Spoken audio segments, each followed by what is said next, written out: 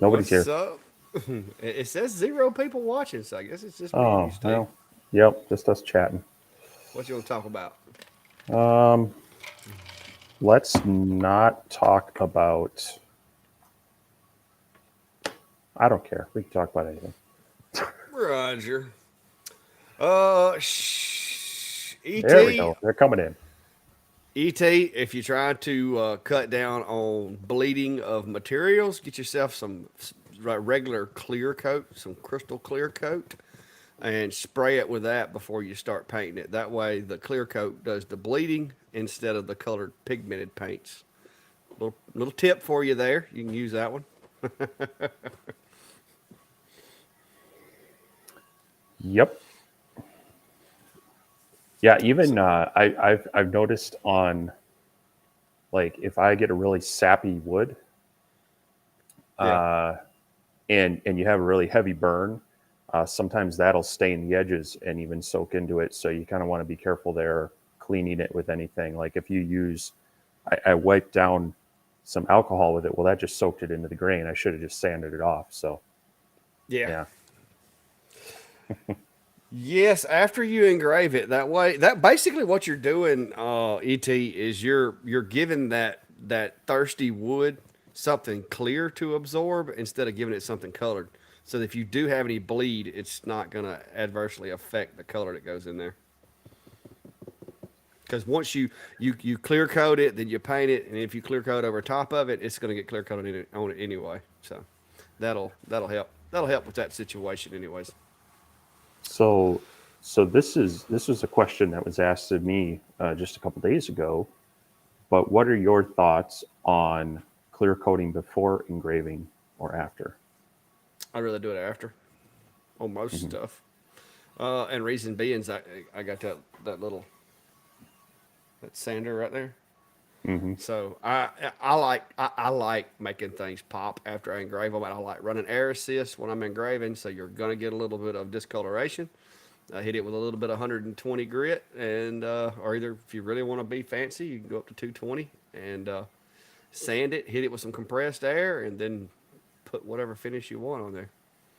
So Well, I think the idea that, and I've played around with this in the past, is you can, if you seal it first and then engrave through it, you can then just wipe off anything that sticks to that sealer with some alcohol as well. But I'm with you. I'd rather just sand it and then dust it off and then seal it. But the question was proposed to me, and that was kind of my suggestion. But there are a few times I think that, well, also I'm not sure I want to laser through most, you know, yeah, and that was finishes. my big thing is what kind of But materials are you vaporizing when you go yeah, through that when that and that just seems like it'd be a little harder to get off of a lens than say just wood soot.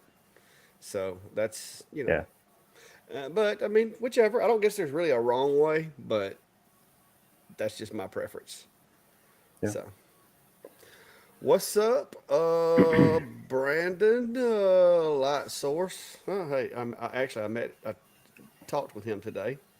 Oh, Yeah. that is Patrick, the third part, and I remember his name finally. The third part of the live that Steve, Rich and him do, and Steve. Uh, where's my chat messages? Oh, they're over there. Okay, they were hiding. So I would say hey to everybody, but there's actually quite a few folks in here. I see Brian's with us, ET, Sharon, Hobo. There's Hobo over there. Quite a few of the regulars in here today. It's starting to be like cheers. Uh, but uh, but yeah, y'all. If y'all missed it, the shop. I've got so much more space now. Now I did burn a lot of wood that some of y'all would have loved to have had, but never fear. Klein toted as much as he could out of here before I got to burning everything. But I had to make some room to move some stuff around, and you can tell that there has been definitely been some stuff moved around back here. And but it's a lot better I, already. I try, but it just seems like a constant shuffle. So Brian said he's lost already. now I did move some wood around today because I was actually milling some down for some projects coming up. So it's not just static. It does get worked with. Yep.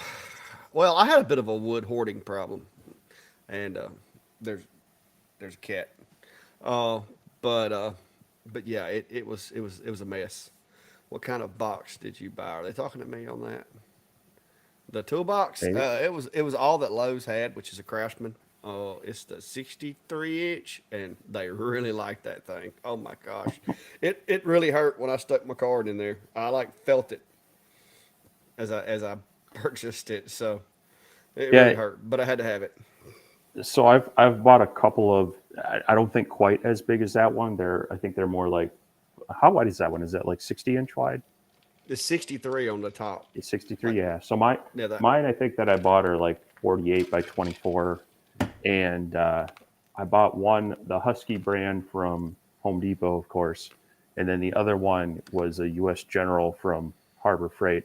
And I got to say, I think the quality goes to the U.S. General at Harbor Freight on the overall build quality of these two cabinets that I've got. So yeah. I looked at theirs and I didn't have a problem with theirs, but I like this one. I like the depth, and it was exactly the right size that I needed to be able to set, a We Create and a Jinmitsu on. So, hmm so I went with it. hmm Somebody had a question a minute ago. Let's see what we there's got been a here. few. Well, I'm trying to catch them. Uh, it's hard to follow all of them. Okay, there's been some bit of a changes in my opinions on lasers in the past week or two. This thing over here, guys, I see why Rich and Patrick and all of them are talking so much about the machine, but do not forget to look at the rollies if it's in your budget. Oh, I was shocked, uh, to say the least, and it has amazed me. And I have been testing it and running it through the paces today. The honeycomb looks like I've had it for a week, but I haven't. I've just been running the stew out of the thing to see what it'll do, and it's surprising me. So let's work that one into your rotation if you're looking for something that comes with its own enclosure and pretty much everything you need except for a you know computer. I mean, if that's it's pretty nice. I'll put it to you that way. I am preparing to do my full review. I'm probably going to throw a few clips from the unboxing that we did live and throw it in there. But yeah, guys, I've got the 30 watt, and I'm going to be honest with you, it's outperforming my Acer V35, the longer B1. Every other 30 watt I've got in here, it's running speeds faster than they are. And I thought maybe it was because it was clean and brand new. So I have been cutting, cutting, cutting. I've been building these boxes today. Of course, I built one for the rolling, but I've been making these boxes today, and I've been cutting them out on there. And I've cut like 5 or 6 out on it just today, and it's still cutting at like 12 millimeters a second. And that's cutting through knots and everything because y'all know I run my speed down. I don't go as fast as the machine can cut the material. I go down just a little bit below there in case I hit a snag because I use this old cheesy Luon, and you never know when you're gonna have like a little spot like that that's hard as nails. So I run a little bit slower speeds than what I could get by with, just to make sure it cuts through those. And right now, I've been running at 12 millimeters a second, and it is butchering this stuff. So I'm a little impressed. I sent Rich an email and told him to tell Rolly that I need one of these 30 watts, but I need it with a 850 by 450 frame so that it can fit in my big enclosure. So we'll see. We'll see how that works out.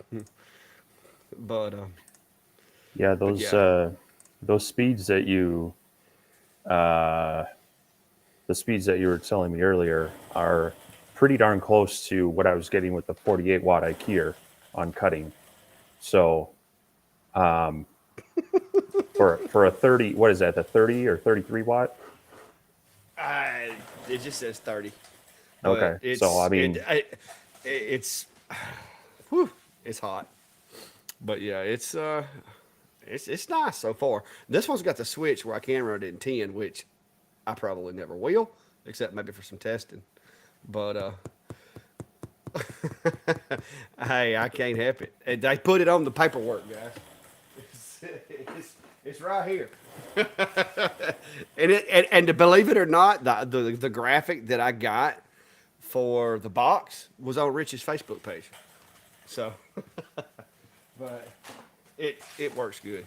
I'm really pleased with it. The only thing that I have found that engineering wise is if they'd have added a spot to put the little focusing tool other than just sitting on the ledge, I wouldn't have been able to find anything to pick at them about. That's the only thing I got, and that's nothing because there's a ledge that works perfect for it inside the enclosure. So it's really surprised me. The speeds, the accuracy, the jigs. I mean, it's nice. I will say. The only advantage, Stephen, that you'll have with the S1 is going to be that you have the length of workspace, but you're losing the height. So but this thing, the camera, I did instead of using their calibration that they send, I went ahead and recalibrated the camera just so that I could do it like I've done all my other ones, and it is pretty much spot on. So far the camera is awesome, as long as you close the lid. If you don't close the lid, it just takes a picture of the back of your head. So, Hobo, I think I'm supposed to be looking into to the need Patrick's files for the browser. Is there a pocket for the focus tool? I started to make one, but I was like, that little edge is working pretty good. I tried using a magnet, but it won't stick to a magnet. But I think Patrick is working with me to get me a set of those legs to try out. But I won't mind in black. I think it'd look better in my little aesthetic I got going on over here. But yeah, so far it's a good machine. It's getting high marks from me so far. So just have to watch for the full review once I've really run it through the paces. I've been doing some more testing on it today. And I found this machine has another dynamic that I didn't know you could do. Found this in the book.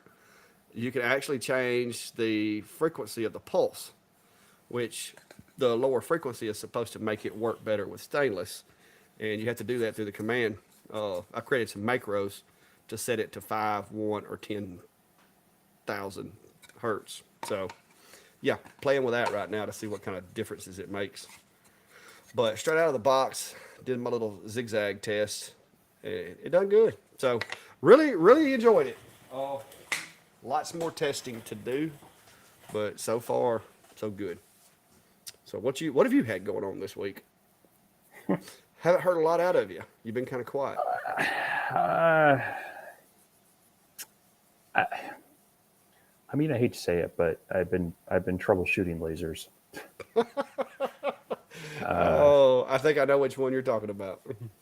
Well, it's two. It's two of them, and yeah, I'm trying. I want to give them a fair shake and whatnot, but I consider myself fairly technically savvy. I consider myself somewhat experienced with diodes, CO2s, others. And when I get frustrated and stuck on something, I can only imagine, the person who is jumping into this without a whole lot of experience, their frustration, So, Yeah. so yeah, I've been fighting with a couple of them, trying to get, and of course the time difference doesn't help when you're sending information, to China and such, and then waiting. So that's been a lot of my week, which then takes my energy out of, making other things. I went shopping to try to find some things to play with the screen printer, and couldn't quite find some of the things I wanted. So I'm waiting on some of those to come in. So just some stuff like that. And Well, yeah, it's yeah, I kind of hit it heavy last weekend, and was trying to get caught up on some of those problem machines then this week, and then just wasn't making a lot of progress on it. But we'll see. Maybe a couple days at work will rejuvenate me and make me want to be out in the shop more.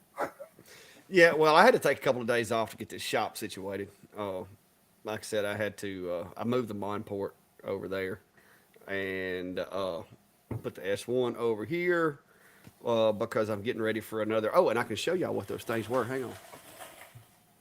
Now that Maymay has actually released her product, I'll show y'all because y'all been asking, and I've been making y'all wait. So I'll show you if I can get it out of this darn jig that I tried to make that was a fail. God. Stand by. I gotta bump it out of there. Bump it. Yeah, it's done got in there stuck. Jeez. I tried making a jig for these things and it was a failed attempt. So let me knock this thing out of here. What's up, cat? Good grief. Yeah, it got stuck. But this is what I was making for her, and I made 100 of them, and talked to her today, and apparently, she sold out. So I'm fixing to have to do another, however many of them. But it's a 3-layered thing, and what it was I was up at her open house, and they had these ink pads, and they were setting them on their table, and when they were rubbing the little brush, the ink pad it's like playing whack-a-mole, trying to keep up with it. And I told her, I said, you ought to, get something for that. And so me and her talked about it, and I made one that held a single, but see, they just basically go down in there and lock into this thing. So it holds them, and it holds like 3 different sizes. So if you got that size, or if you got that size, or if you have this size, you can put them on there. And then the ones I sold her, I didn't waste any on this one because this is my prototype. I put the little anti-slip feet on the back of it. And so when you set it on the table, you can scrub away all you want to, and your ink goes nowhere. And these holes, like I said, they're 3 in 1. So each one of these will fit in any one of these holes.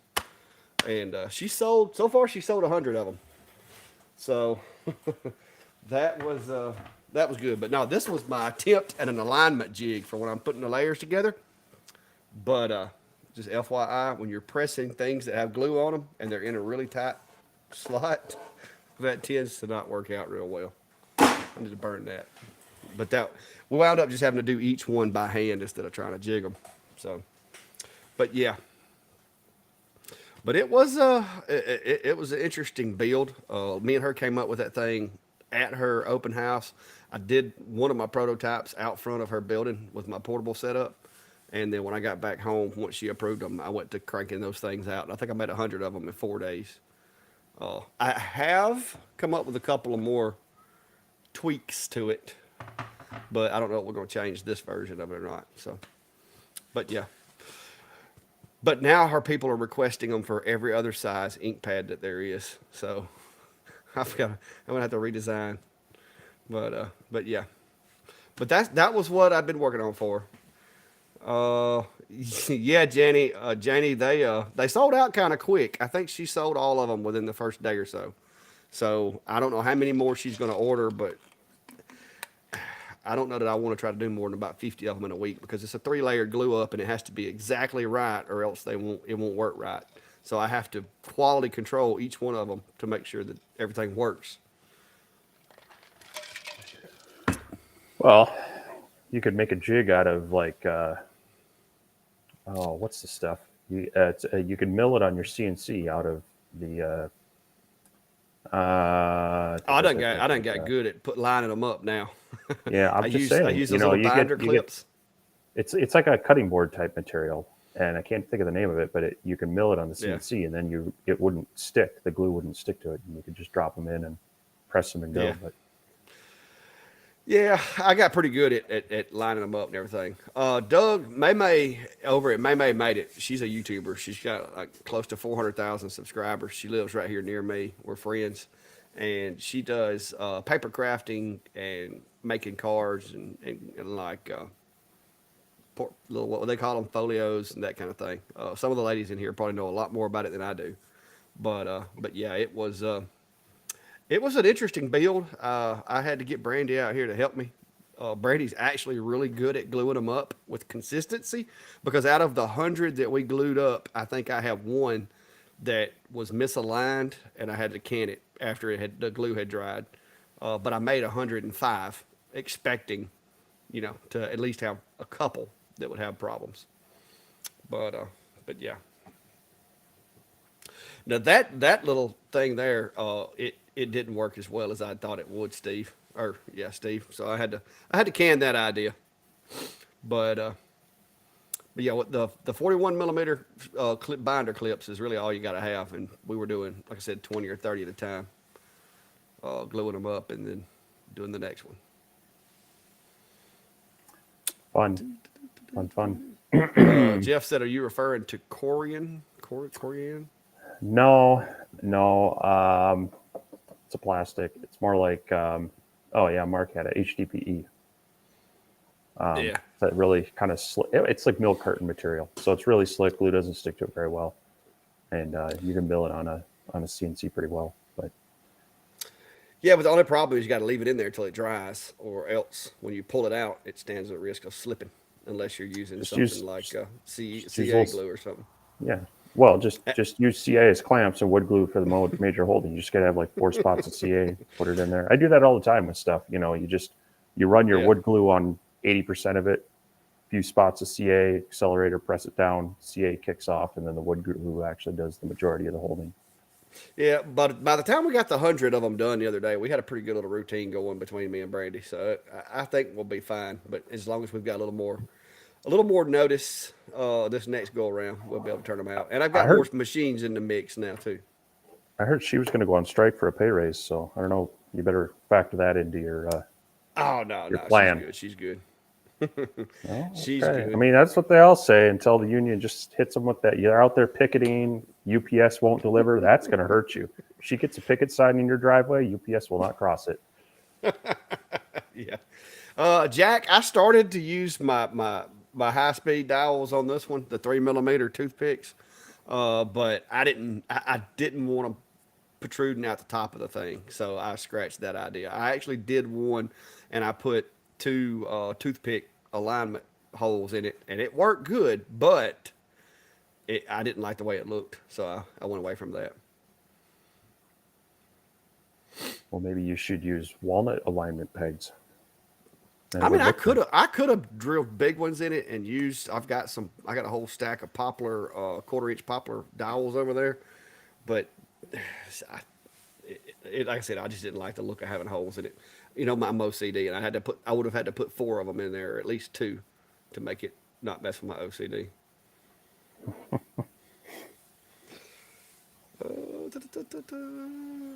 No, Brian, she's got a little more space in here now. I got enough room. I can set her up a table right here next to me if I need to. So That's how it starts. Just a little piece of land there, and then they take over more and more. I don't know. She was about ready to leave the other day after we got through that order. Oh, let's see. Somebody's asking something about settings. That is going to depend on the material. Like I said, guys, I mean, I can tell you a jump off point, but pretty much cutting quarter-inch material, you're going to probably be somewhere, depending on the output of your machine. I wouldn't go any lower than about 6 millimeters a second, even if you have to make multiple passes. But it just depends on your machine, depends on the material, and not all wood is created equal. Some of it's harder than others, based on the glue, based on the type of material, type of wood. I've got 2 different types of material here that was supposed to have been the same material, but it's totally different, reacts different to the laser. So I would definitely just get you a little piece and sacrifice it to the cause. Do you a power and speed test. That's what I do, guys. So I'm not just whistling Dixie here. When I got the Rolly, even though Steve, Rich, and all those guys, they'll all tell you what the settings they're using. I ran my own like 3 times just to make sure where I wanted to go with my settings on my material. So this is a must in my opinion, because you may find that you're going way slower than you need to, or you may be going too fast. But it's like I said, there's a lot of variables. Yeah, Jody, oh, thank you, I appreciate it. It's a little cleaner. I was What's gonna your say, the We Create has their kind of engraving guides that they pop in there based on the material, and what they're using for birch plywood and speeds, and what I was getting out of the machine when I finally got it running, nowhere near. I mean, they're way off as far as I'm concerned. So definitely got to do your own, because I mean, and it could just be my material, different type of birch that I'm getting versus China. So it's definitely worth running your own material tests, even if you. Well, I've even found even Baltic birch. I ran into an issue. This was more of when I was running for CNC parts. I got one bundle in, and the 3/8 material was all of a sudden thinner or thicker. I forget which one, but it threw, all my parts needed to interlock and align and having that different thickness. So it's definitely worth checking your material each time, because you might get it, different density, different thickness and whatnot, even if it's the same stuff you bought last time. Yeah. Uh, yeah, Jenny, I saw where my mate was saying they were asking about getting them signed by her and by me, but if she gets to where she's done that before on other stuff, she'll just set them aside and call me, and I'll go in and scratch my initials on them or whatever. But yeah, they Figured you bring your laser in to do it. no, they like a Sharpie.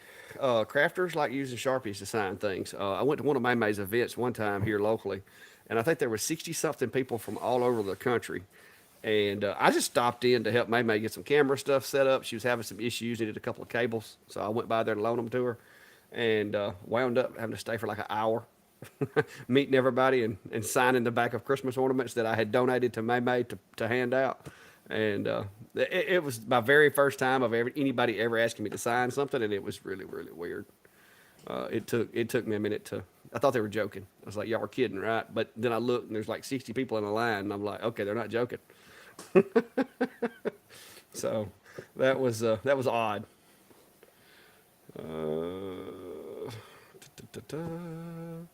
No, I don't know about famous, Brian. Infamous maybe, but not famous. I'm trying to catch up here. Yeah, hobo. That's very much true. Your environment, altitude, humidity, they all add a difference to the engravings and how well it burns. So definitely, definitely, any one of those variables change. It's good to run another test. Yeah, that's one thing that scares me about these things that I made for May. Man, I told her, I was like, look, they're wood. If somebody takes these things and they're in a tropical rainforest, or if they're up north in Alaska where it's really dry in the winter, I was like, it could change, but I had to have them to tight tolerances. So we'll see how it works out. Hopefully they keep them Well, inside and out of the humidity. and you're using plywood, that's going to naturally be less likely to, and it's more going to expand. The thickness is the more likely, so that should have less impact on it. So hopefully you're okay. But yeah, I mean that's very much true. So Yeah. All the. Oh, wait a minute. There you go. There's one about your lenses. yeah, glad they're working out well for you, Robert, and hopefully you don't need any more. You get some good airflow going through there. Use your air assist. That stack should last you a long time. I'm shocked at the number of repeat orders I get from some people. I kind of want to reach out to them and say, "What are you doing?" Like Well, me, I'm you're just providing. spraying water on your lenses, but Well, that and I'm providing lenses for the whole county down yeah, here, yeah, because no, it's like no, it's like people like, hey, my laser, hey, Clack, yeah, I'm right here in Chilton County, and I think I cracked my lens. Do you got one I can get from you? And it's like, sure. And then, of course, Klein went through like four of them, just bam, bam, bam. And I'm like, dude, what are you doing? And well, his I sent you cleaning that his little gift cleaning bag there. regimen wasn't good. Oh, I appreciate you. You hooked me up on that. Now I got to give you Yeah, that. so, but yeah, no, happy to help people out with that. But yeah, the more you can get that smoke away from the lens through air assist and good ventilation, the longer your lenses should last. So Yeah. Oh, I just want to know how much Klein sold his stove cover for. I can't say for sure how much he sold that one for. Wait a minute, hold on. Oops, wrong one. I don't know how much he sold that one for, but typically, if he's going by my pricing, and a lot of times he does, it's usually for a custom design, especially, it's going to be like 125 bucks. Uh, and depending on handles. Now, if they wanted specific handles, and I know this lady did, she wanted like some cast iron screen door handles put on it, and I don't know what the price difference in those would have been from the bolt ones that I buy. But he did have to buy them separately because she wanted a particular look instead of the round ones that I Well, usually use. well, that's okay because he saved a ton of money just using everything out of your shop. Yeah, I mean, he didn't really buy anything but the handles, and he did buy his own wood. It was in my kiln, but I already had some cut up, so I let him use some of mine. But no, he did buy his panel and put it in my kiln out there to keep it dry. So, well, I appreciate that, Samuel. Uh,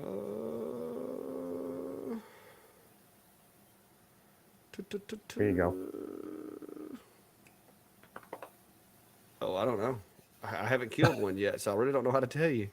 I know I've got a D1 10 watt that I bought in October of 2021 or whenever they first released them, and it's still going.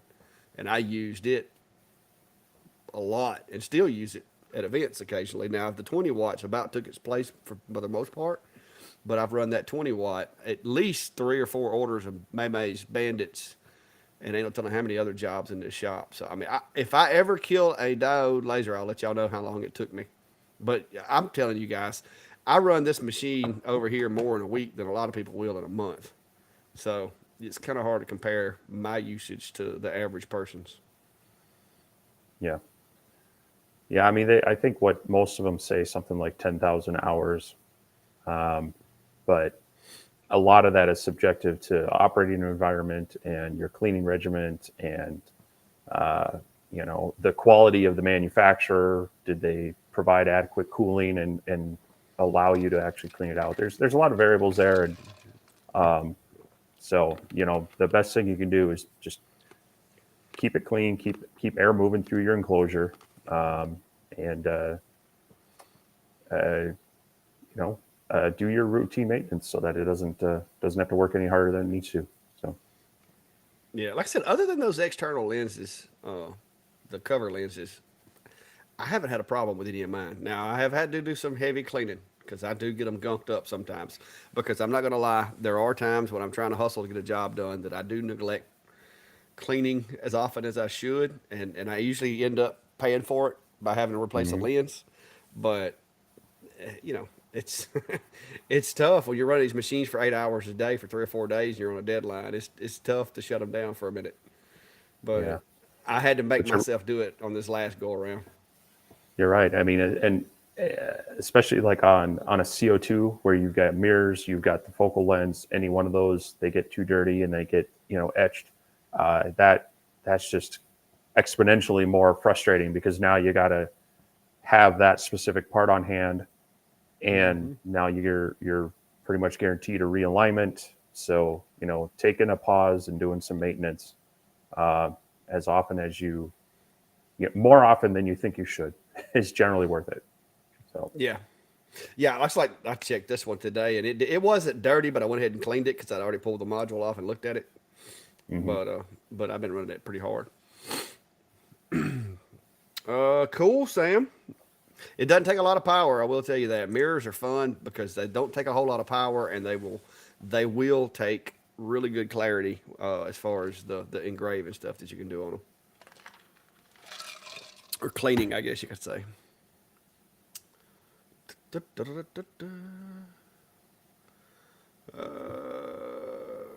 Well, hello, Nomadic Rancher. Glad you could make it. Hmm.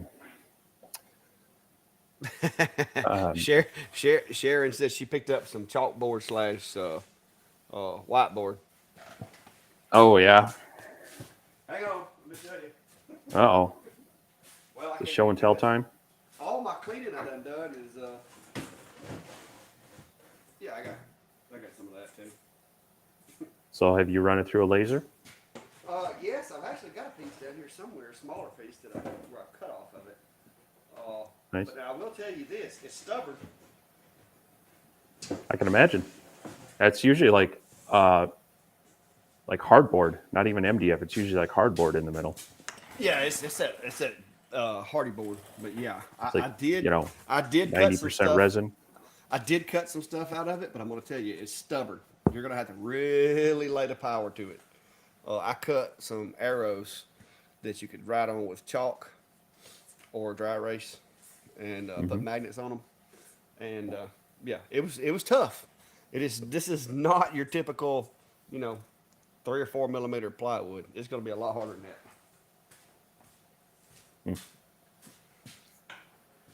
But yeah, I actually got most of my materials to where I can get to it now. So thanks to the cleaning that we did last night, it's a lot better.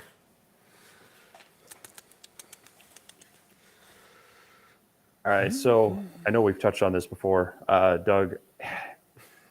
So a lot of this is rooted in cheap manufacturing and improper balancing of lasers power systems. So when it came to CO2 lasers, and when China started pumping out a lot of them in generics, they were just grabbing parts off the shelf, throwing them together. Hey, it works.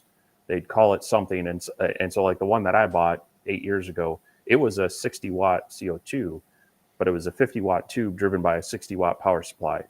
So if I had ran that at 100%, I would have been overdriving that tube and definitely killing it.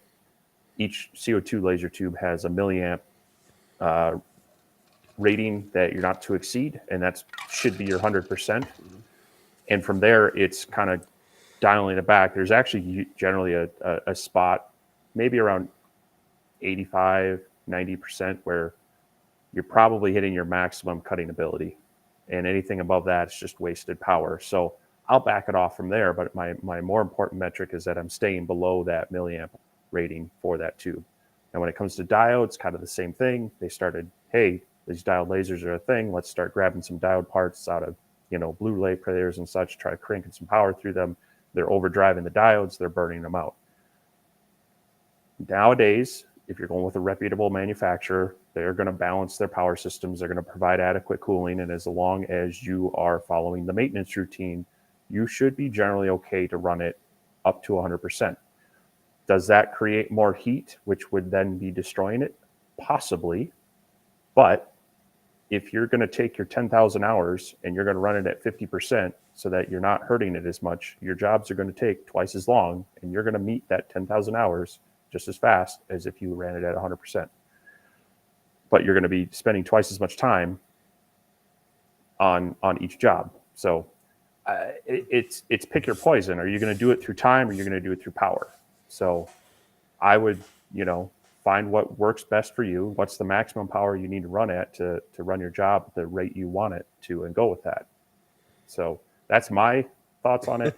Um, and I'm okay burning up a diode if that's what it means, assuming that I'm making money with it, and I'm eventually going to have to replace it. I'd rather get through my work faster and know that it's a consumable I'm going to eventually replace than spend twice as much time on a job that's maybe only paying so much. So there's a number of variables in there to think about what works for you, but it to me, if you're working with a reputable manufacturer and they have their machine balanced right with the power from the supply to the diodes, then you should be able to run it at 100% without doing excessive damage to it. It may be degrading it faster, but you're also getting through your work faster. So that's my take on it. Yeah, and I mean, you never know exactly what is being done on the back side of the machine. I mean, the diode may already be limited on the board by the way the controller's configured or the way they've got it set up. Right. But regardless, the way I look at it, like with this machine right here, for example, this machine just doing stove covers makes me about $13,000 a year, just on stove covers. So as long as it lasts me a year, if I have to replace a module or even if I have to replace the whole machine, just on stove covers, I've made enough money with this machine to replace it if I need to. It's kind of like saw blades. Yes, if you really want to be particular, when you're cutting stuff, you should probably get a brush out and brush all the dust and the sand and run metal detectors over it and all that when you're cutting, especially if you're recycling wood.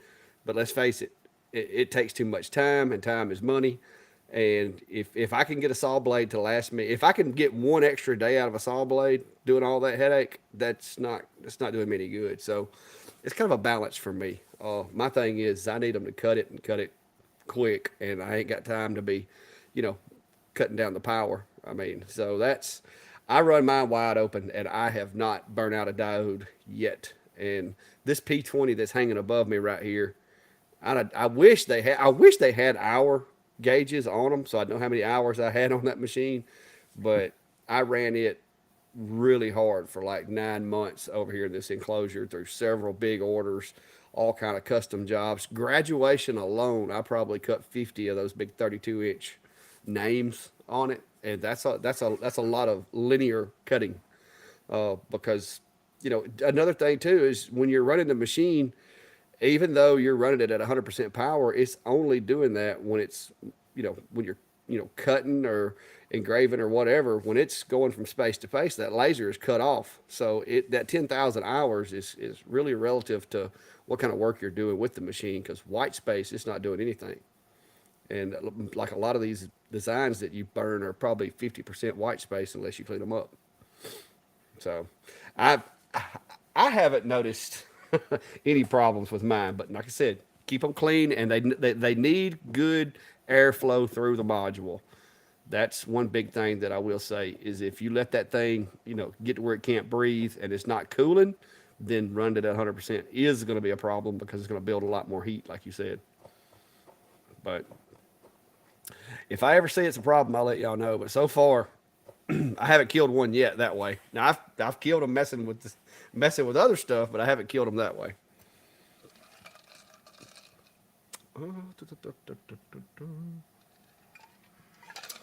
So Oh, I know.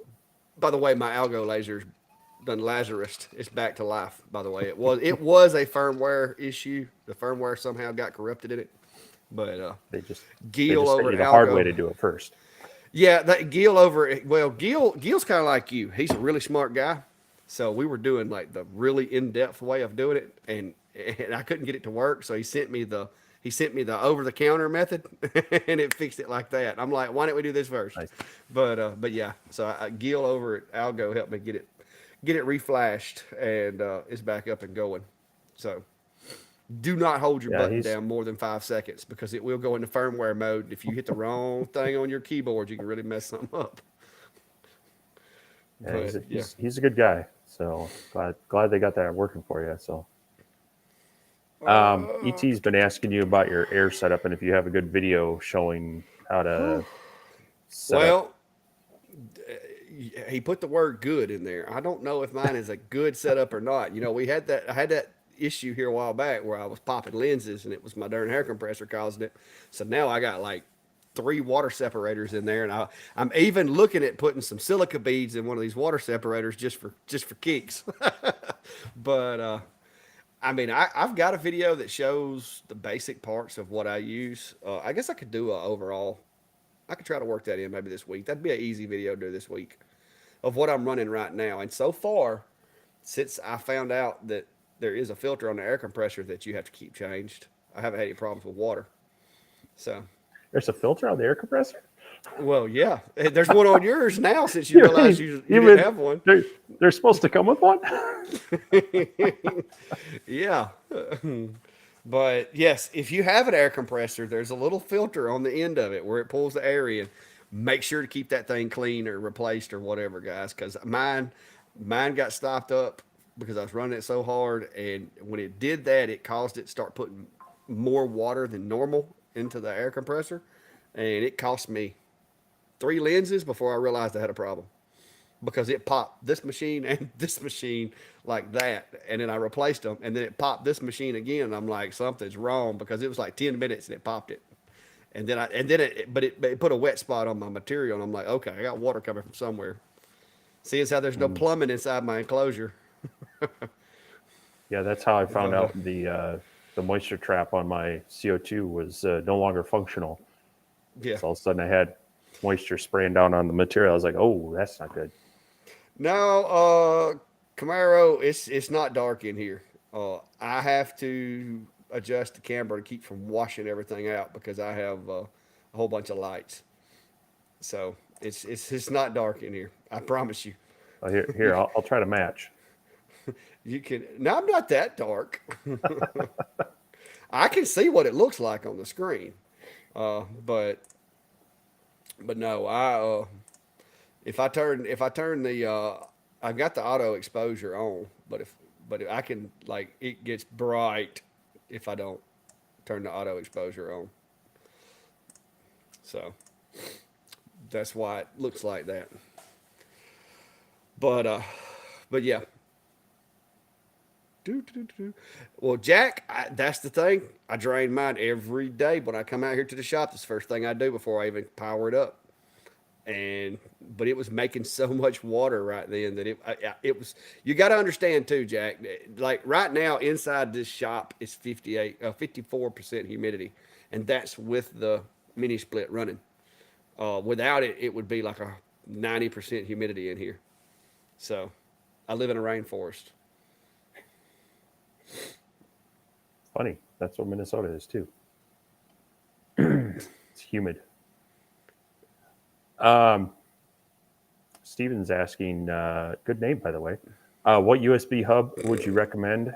And I've run a couple of them. The important thing is making sure you get a powered one, and I'll drop this link in there. This is the one I most recently bought, and I'm currently running my webcam and I don't know, three other things through it, and it's working pretty well. So um, I don't feel you need to spend a ton of money on them. You know, just to make sure it's a powered one and probably supports USB 3, assuming your computer's got that.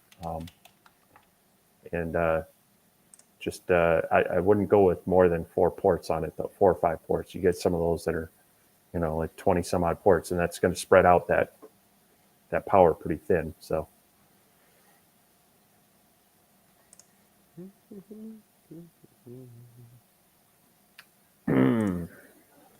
Yeah, Jack. Like I said, I was born and raised in a garage. My dad had a massive 220 air compressor, and I was the kid that had to go drain it every morning. So yeah, I'm familiar with getting rust in there, no doubt. Which now in the shop, the way we did it, of course, you know, it had a lot of oil in that machine. But in here, I run oil free. But I do drain it. And this air compressor, I kill air compressors faster than they can rust anyway. Because I wear the rings in them. I wear them out because mine when I fire everything up in the mornings here in the shop, that air compressor is on and off, on and off, on and off all day for 12, 14 hours a day on the weekends, and then 5 or 6 hours on during the week. So I've done burn up my old one and had to get a new one. yeah, My old one literally was it was throwing metal shavings out of the filter housing on it. that's not good. Yeah. So the comparison of a diode laser, someone has a diode laser. Thoughts on getting a CO2? You've thought about it as far as bigger ones. What are your thoughts on it? To get a CO2 with the biggest work area is what I've got in this machine here. You're looking at, if you could get an Ohm Tech or maybe a Mon port for around 3,000 or so, but to get like a Thunder or something like that, you're looking at 8 to 12,000, and that's just a lot of overhead for me. And really, other than there is a speed advantage, I'm not. I mean, if you get a 120 watt laser, I don't care what kind it is, it's gonna move faster than a diode. But me and Brandy just had this conversation the other day because I was like, doing these big jobs a lot of times makes me wish I had something big like that. But then when those big jobs aren't coming in and I'm doing one offs on things, I've just got this big machine over here that I've got a bunch of money tied up in, and it's not doing any work, and it's taking up room in my shop. So I have went for the approach of I've got an army of diodes as opposed to a CO2. And yes, if I had a Thunder, 120 watt CO2 with a 32-inch bed sitting over there, yes, it would crank the stuff out faster than any one of these machines can, but not faster than all four of these machines can. It's not especially since I added this guy, because I've got this guy in the mix now. So I've got one, two, three, four machines, the smallest of which is a 30 watt that I can be cranking out projects with. And between all of them, they probably don't take up as much room as the Thunder that I'm looking at. So It just depends on what you want. Now, if you're doing a lot of acrylic, then CO2 is probably going to be your thing. But I do very little acrylic, and when I do it, I take my Monport CO2 and I vent it and hook it up and cut the acrylic, and then I'm going to roll it right back over there and put it away. Because I Yeah. got to figuring the other day the money I've made off of these diode machines compared to the money I've made off of that machine, and I was like, okay, you're out of here. You got to give up the prime real estate. So I replaced the Monport with the S1 because it was about the same size. Well, now my counterpoint to that is you're comparing possibly the worst possible CO2 laser that you can purchase to some of the best diodes. So there is Yeah, that, but as you mentioned, it would cost a fair amount to get the working area. They definitely have their place, like you mentioned, acrylics, but with that power, it comes at a cost of quality, is what I'm going to say. So even just in simple cutting comparisons, so this is a cut comparison. Now this is not something I sanded, but as you see, everything looks fairly clean. I was running Air Assist on here. So this was the xTool D120 Watt Pro. And it cut through this fairly cleanly, both front and back. This was a cut test run on the xTool P2. And you notice all the extra kind of just that overburn of vaporization of stuff on the top side. Now it's not on the back as much, but this is something you're going to have to clean up, even though it's clean. It's cut through cleanly. So as the diode lasers are coming up in power, and the fact that the maintenance is easier on them for the most part, uh, unless you need that speed for some reason, because this is cutting fast. I mean, this is eighth inch material at 40 millimeters a second. That's pretty quick, but you're giving up quality at the expense of some more capabilities in materials. So unless you have a real need to just really crank out parts really quickly, um, then I would say stick with the diodes. Push the diode as hard as you can. Maybe get two, unless you absolutely need to be doing that acrylic and such. So yeah. Now when I'm comparing, like I said, I don't have a lot of experience with the bigger CO2s, but I have been pricing and shopping around for them here lately. And the work area, for if you get one of the desktop CO2s, you're going to basically get the P2 or S1, 12 by 20. That's not going to cut it for me. If I'm going to get something that I'm going to spend that kind of money on, I want it to be able to crank out a stove cover, which means I've got to be able to lay a 30 and a half by 22 and a half piece of wood off in there. And that puts me up into the range of, in excess of $10,000 for a machine. Because, like I said, I make a lot of money off of those. But I can take my V35 here and drop them in there and do them all day long. So mhm. even though it's slower, I didn't have to go take out a small loan to get it either. That's the Well, difference for me. and your typical open frame diode gives you that flexibility of moving it to the piece. It can be a bigger piece of work, and you can still use it on there. Even the little like the laser pecker and the xTool F1 and those, they generally have that pass through where you can set it down and focus it to the material. So you could have a big conference table and put a 3-4 inch logo in there, or one of the open frame diodes like the D1 or the Eightsters or whatnot. So they definitely have some advantages over the CO2s, just because CO2s are going to be enclosed. The working area is what it has, unless you have some sort of pass through, and then it's still limited to the case of the device. So Yeah. Lisa, it's kind of like cars or vehicles. Imagine picking out a laser is kind of like your vehicle. If you're just wanting something to commute back and forth to work, you're not going to buy the same vehicle as if you're pulling around 3 or 4 horses to events every weekend. It's kind of the same thing with lasers. First, you need to figure out exactly what it is you're wanting to do with it, what requirements you have, just like me. I have to have at least one machine capable of doing stove covers. So, you have to figure out what is it that you have to have, and then find out what machines fit that list, and then just make a decision. Because I'm gonna be honest with you, a lot of the machines are very very similar. There are some that kind of stand out, and I'm testing one right now because I don't know what they did different, but they did something different with the way this machine is built, and it's just it's clean. This thing, Steve, if Steve saw this, he would feel the same way. This thing is clean from an engineering standpoint. They checked all the boxes. I mean, it's pretty awesome. Now I haven't had it but a week or so, so I haven't done a lot with it yet. But I can tell you that it's going to outperform most of the other machines. But then again, I can't fit a stove cover in it. So if I was buying a machine to do stove covers with, that might not be what I want. Now, technically, could I do a pass through and take the bottom out and get a pretty? Yeah, I could if I needed to. But you just have to figure out what it is you're going to be doing with the machine. If you're only going to be doing tumblers, then you don't need a big massive work area.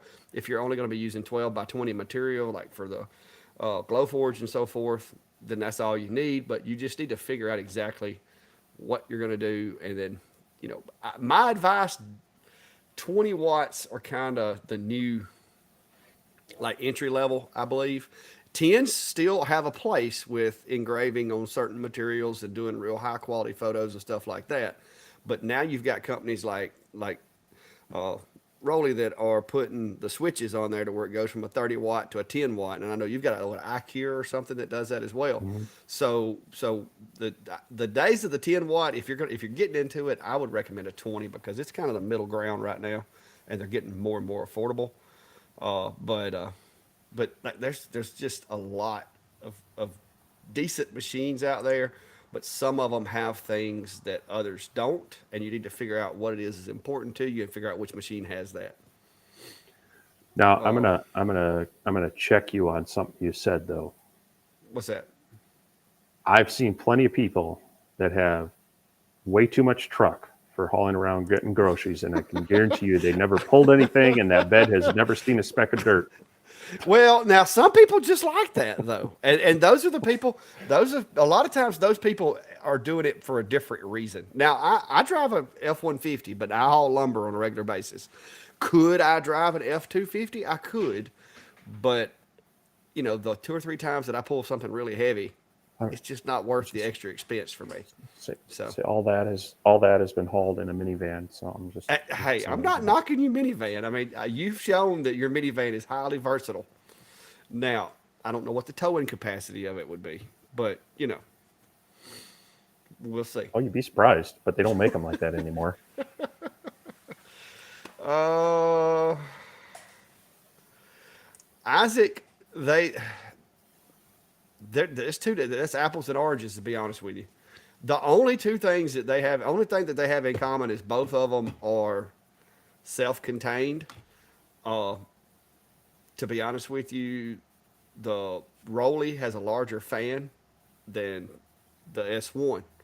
It does a little bit better job of evacuating the smoke, to me, in my opinion, than the S1 does out of the box. Uh, but it doesn't have a camera. The Rolly does. It does have autofocus. The Rolly does. I mean, there's a lot of differences between the two machines. Cutting ability, I'm gonna be honest with you, the Rolly is pretty close to capable of cutting as fast as the 40 watt xTool does. I haven't tested them and compared everything together, but it's not far behind it. I don't know what they've done to that beam, but it's just not far behind it at all. But no, those two totally different machines. You can't do but 12 inch high objects in the S1, and you can do roughly 400 by 400 in the Rolly. Uh, Douglas, I don't make me lie. I think I saw the other day where the all inclusive kit wasn't it like 1,600? Steve, one of y'all still in here? Patrick, Steve. I'm wanting to say it was 1,600 for the all inclusive kit, but I think the MK2 is currently back ordered right now, which is what I have.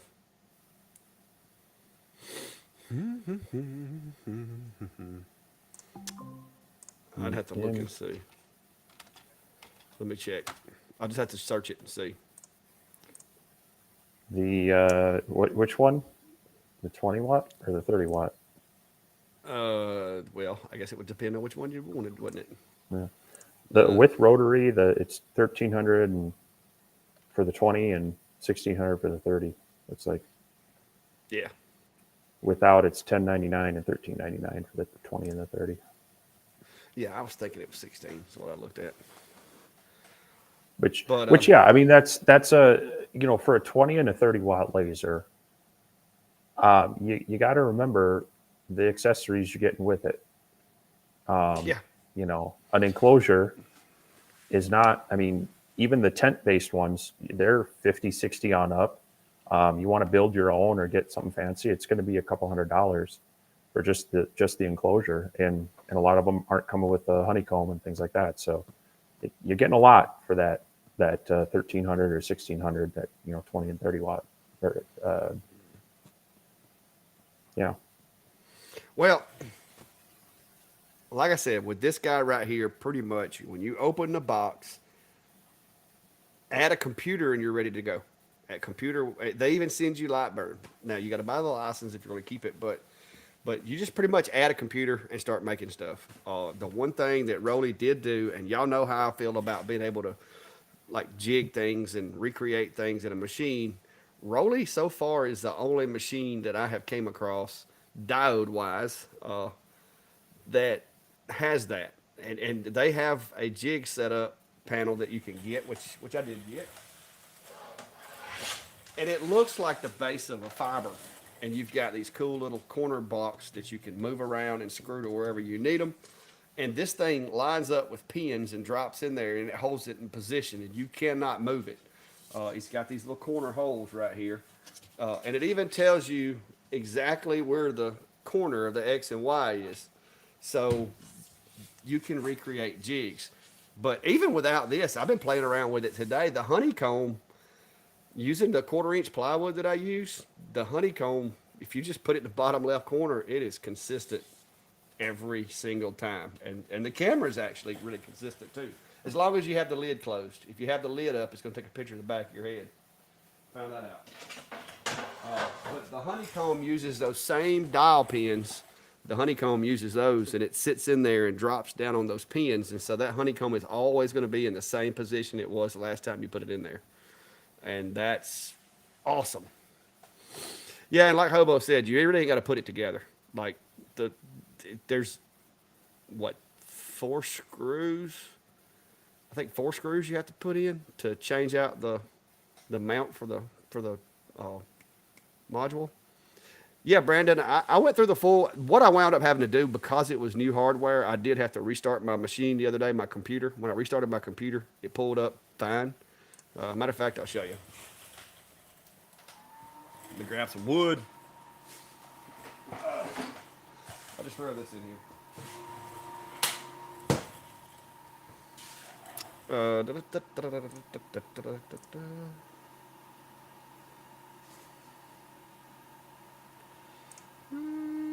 Let's see if I can get my. If I didn't mess my darn all my stuff up a while ago when I restarted. But yeah, it is it's growing on me really quick. It performs really well.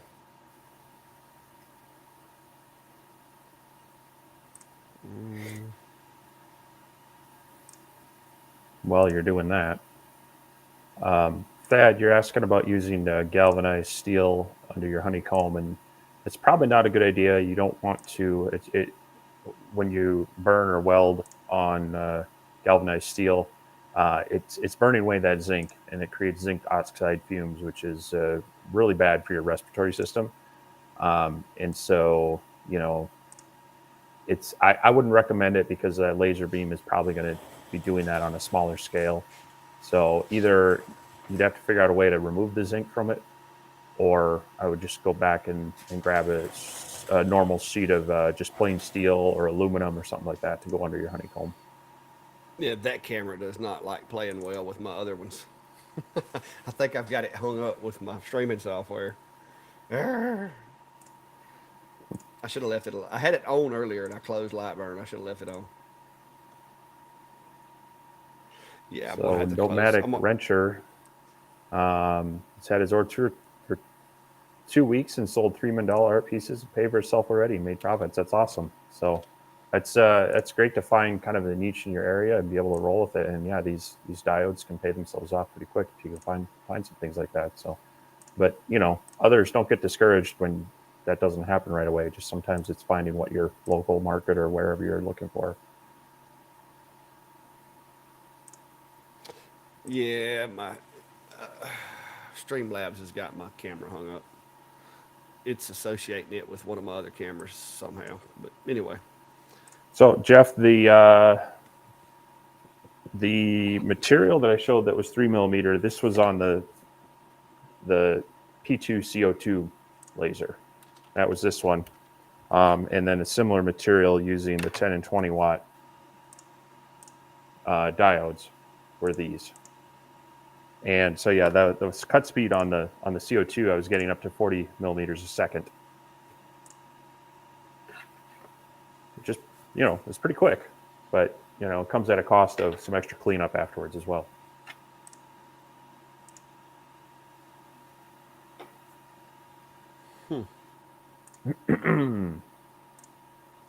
yeah, this got it bogarted. Yeah, ceramic tiles underneath your cutting surfaces are okay. You could even get some cement board. If you're at your home store, that should work pretty well. Depending on the distance that you have, like say in my enclosure, it's a good 4 or 5 inches away. That beam is fairly defocused by the time it's down there, so it doesn't take much of anything to absorb the beam at that point. I still have a piece of aluminum or just regular sheet metal down there in mine, but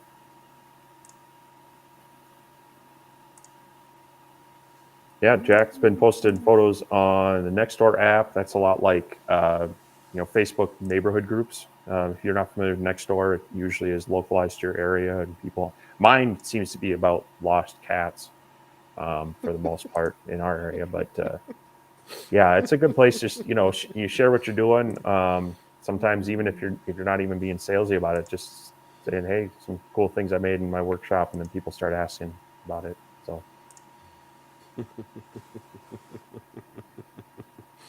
Lost cats. Jeff, the speeds on the 3 millimeter for the 20 watt, it was 400 millimeters a minute, and the 10 watt, it was 300 millimeters a minute. And then the 1/4 inch material was 150 and 300. And these are the xTool D1, the Pro, and the original using their stock air assist. So.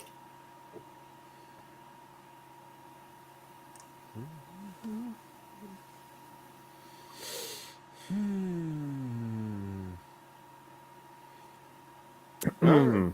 Questions, comments, concerns? If you haven't already, hit the buttons, guys. Hit the buttons.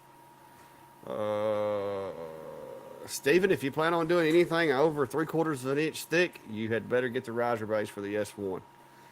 Uh, Without it, you're limited to 3/4 of an inch thick material. Even with the honeycomb out of there, it almost scrapes it. Yeah, it's pretty close to the same thing on the P2 as well. I haven't pushed it too hard as far as depth of material, but I don't think you can get more than over an inch without needing to get into the riser base on this one as well. Yeah. Another nice thing with the open flame diodes, just some soup cans, you get it elevated up a little higher. That or a 2x4 turned on its edge. Yeah, whatever, just it's got to be level. That's why I like using the soup cans. They're generally the same, pretty generally full because then they got some stability to them. The open ones, they're not as stable.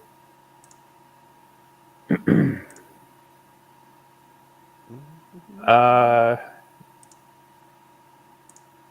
D Black, are you using XCS or Lightbird, and then are you using your framing with the crosshair or with the laser? Because that'll kind of make some changes to that. Yes. Yes, that is. That's one thing about using that crosshair, the red crosshair on an X tool, is it subtracts from the actual width of your usable workspace, because when you frame and then you go to cut, it actually has to move over to make the cut, and it will trip out of bounds on you. So yeah, that would be my thing is you're probably just a little too close to the edge. If you'll move over about 16 millimeters, you should be good. So yeah, he says he's using light burning crosshairs. My personal preference is just to use the laser beam itself. You can set that up. You'll need to do that in XCS, as you need to turn off the crosshairs, and then that'll allow you to turn on the laser, go into light burn, go into your move function, and then you can add the power to that. You'll need to go into your device settings as well to turn on laser when framing, but it'll make it's going to do a perfect outline around where the laser head's going to move rather than that crosshair and trying to do the offset. So otherwise, yeah, if you can move it over to the right a little bit, like Clack said, it's probably just trying to do that offset and then hitting that boundary. That's one of the things I think we both talked about it, those proximity sensors rather than the hard end stop, the limit switches. They are too sensitive when you get close to it, so you lose a little bit of area. Yeah, and if you like I said, if you're running that offset, you're going to lose that. I think it's on the yes the left side. Yeah, the left side. You lose 16 millimeters of workspace. Technically on the right side too, because it won't frame, but you don't ever notice that because it's always out of bounds.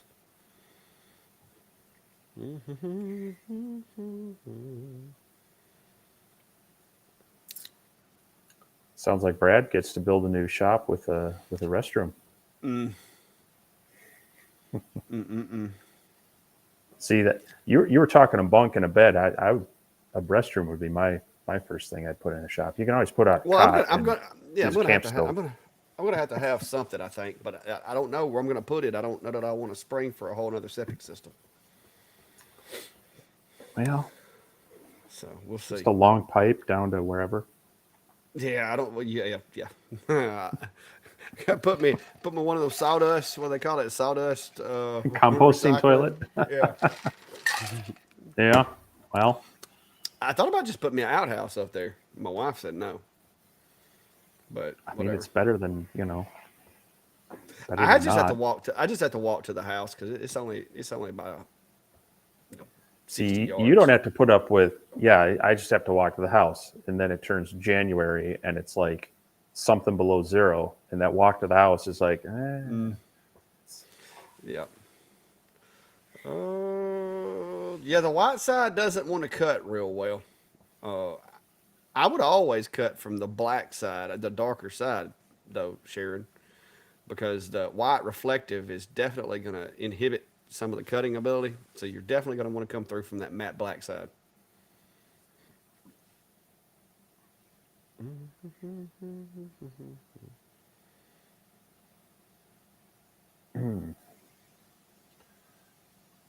what else we got?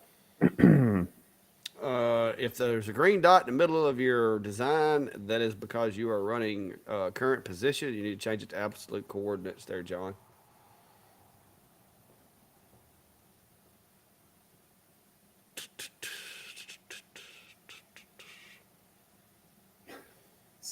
See, Yeah, yeah. there you go, Jeff. He's he's got the best addition to his shop, urinal.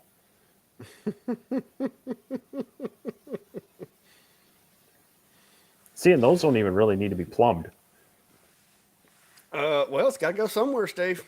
Well, yeah, but I mean, it's just gonna, you could have it soak into a little French drain outside. It's not like Get you it's. a 5 gallon bucket full of charcoal bricks buried. I mean, people have done it. Oh, trust me, we've put them in shooting houses before. Uh huh. Yeah. A funnel, a piece of 2-inch PVC, and a bucket.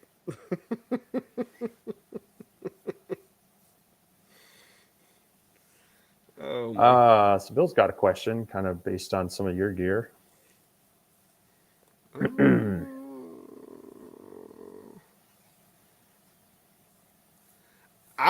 I'm running the 6-inch Vivor choked down to 4-inch tubing. Now I've only got all total like 4 foot of tubing. So, and it's like one, like almost like a rolling 90 and then a straight shot out the wall. I'm running 4-inch tubing with the 6 to 4 reducers on either side, and it's not having any problem. The fan, like I said, the Vivor actually has variable power on it, so you can turn it down or turn it up if you feel like you're restricting it too much. Uh, but yeah, it's not giving me any problems. I just, matter of fact, Klein just upgraded to the Vivor 6-inch, doing the same thing, going down to a 4-inch, and it doesn't seem to be causing me any issues. The fan's still really really quiet because it doesn't have to spin as fast as the 4-inch did, and it's moving more than enough air because it's like a 400 and something CFM as opposed to a 200 in the 4-inch. Yeah, I've got the same setup in my basement shop with a 6-inch fan that's choked down to 4-inch at the outlet. Um, and I know I'm losing some of that flow, but it's still a lot better than just the straight four. So Yeah, and it's cheaper than having to drill bigger holes through your wall. you get the, yeah, drilling the you six get inch holes not cheap. Yeah, I've got a. That's because the reason is I've got a 4-inch hole cutter. I don't Yeah, have a me too. 6-inch, and the six Yeah. inch hole cutters are a lot more expensive, and it's Well, hard you to just go got back with a 6 on top of a 4. no. You got that little CNC machine, so you just bolt it to the wall without the spoil board, zero it on the wall, and just let it go to town. There you go. Problem solved. Yeah, I don't think that's gonna work. Well, don't knock it till you try it. Yeah. Uh, Gerard's asking, is it better to upgrade to 40-watt laser on xTool or get the Rollei MK2? Um, my my take is two lasers are better than one, even if So I'm not sure if you've got the 10 or 20-watt on your xTool, um, but I would rather have a whole separate machine than just another module for my existing frame. However, you're going to be going to a whole other ecosystem, so if you haven't been using Lightburn, you've just been using XCS, you're going to have to learn Lightburn a little bit, and there will be some idiosyncrasies between the two that, like xTool origin is in the upper left. I'm guessing the Rollei Lasermatics in the lower left. mm-hmm.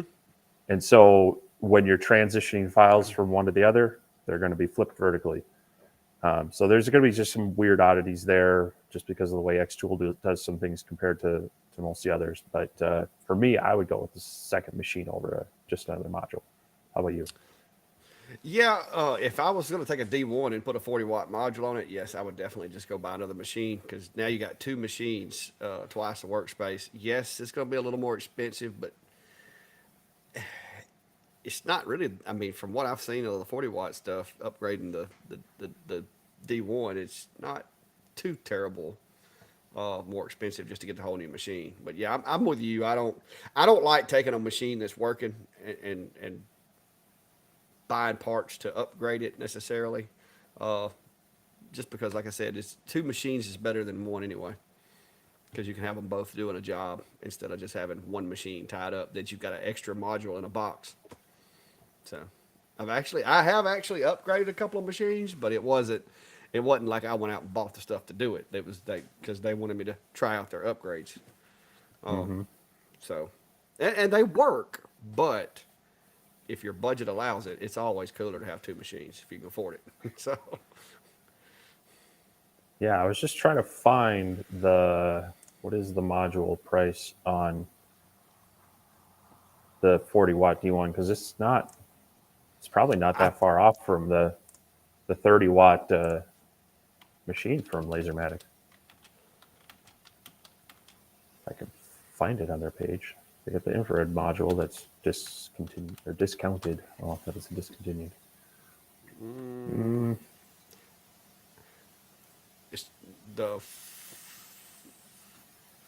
the 40-watt module for D1 Pros, $12.99 on xTool's website. That's what it's saying here. Yeah. Okay. So you're already at the price of Of a the full 20, machine. and for $1,600, so another what, 400, Yeah, three, you get 400. you get enclosure, fan, Yeah. camera, everything. Yeah. I Yeah, would go for the whole other machine over just a module for them. So yeah. that's assuming I mean, I mean, you got to consider the working area too. So, because with the Lasermatic, it because of the nature of their kind of built-in frame and everything, that is the working area you get. So, Beaver Creek, I use a switch that a fella that I met through YouTube makes. He's up from New York. I buy them on Etsy. And basically, what you do is you plug your chuck into a port, and you have a cable that goes from the switch to the machine and from the switch to the axis. And instead of having to unplug and plug, you just simply flip that switch and then enable it in Lightburn. Uh, I've got a video on that. If you look back on my channel, I've got a video on how that works inside my enclosure. But that enables you to go on on the most machines. It'll enable you to go from chuck to standard engraving in just no time. Let me see if I can find that video. Uh,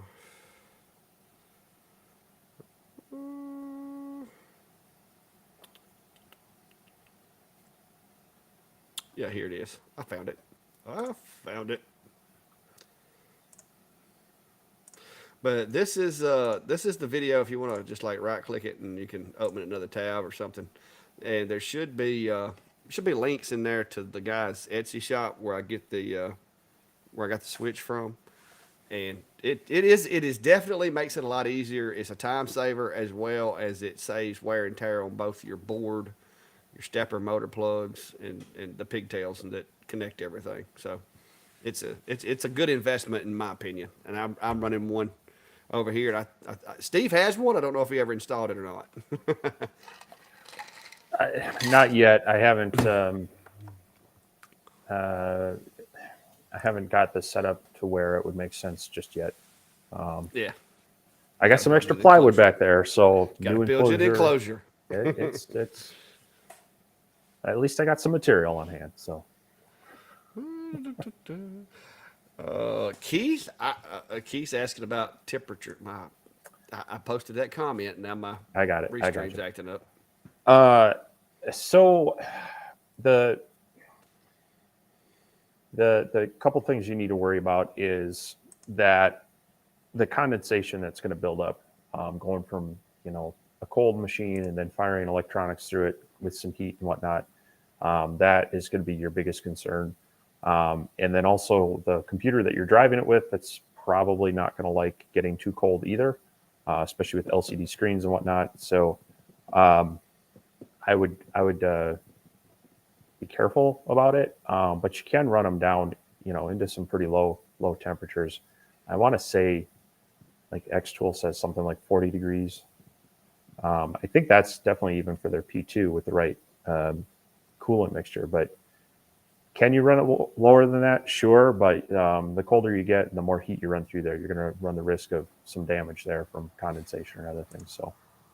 Well, for the first up until this past summer, I didn't have air conditioning or heat out here in the shop, and I haven't killed one yet from that. So, You're but like 5 miles from the Gulf of Mexico, so yeah, but it gets up to 140 out here in the summertime. Did you not watch some of my YouTube videos and see all the sweat running down my chest?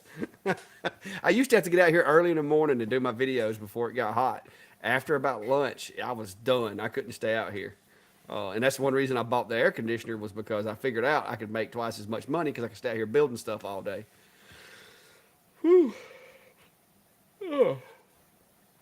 so yeah. If you're trying to engrave acrylic, Gerard's asking, can you laser on acrylic instead of using a drag bit on the CNC? You definitely can. However, the diodes you're going to need to have some sort of binder. So a lot of people will use some form of just a black paint, like the chalkboard spray paint, the tempera paint, Technically, even like a black Sharpie marker would work as well. You got to give it something to interact with, and then it'll engrave fairly nicely.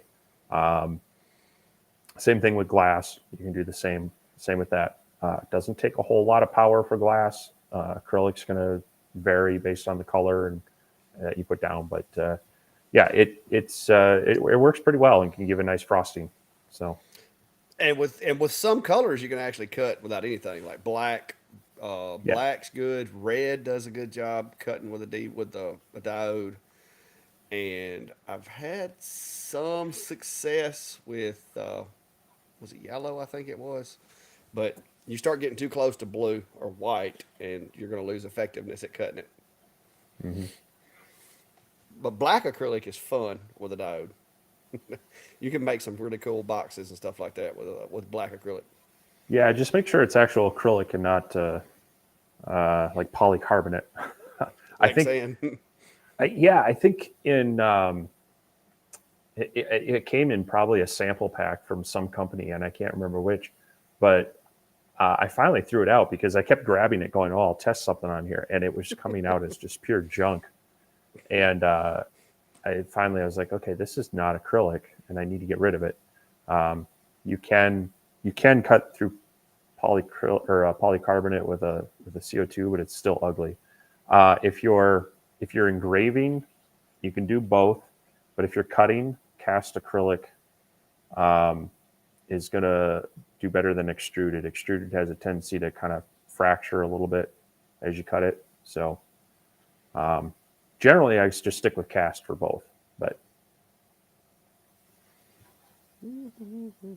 yeah, hobo, yeah, simple masking tape can work as well.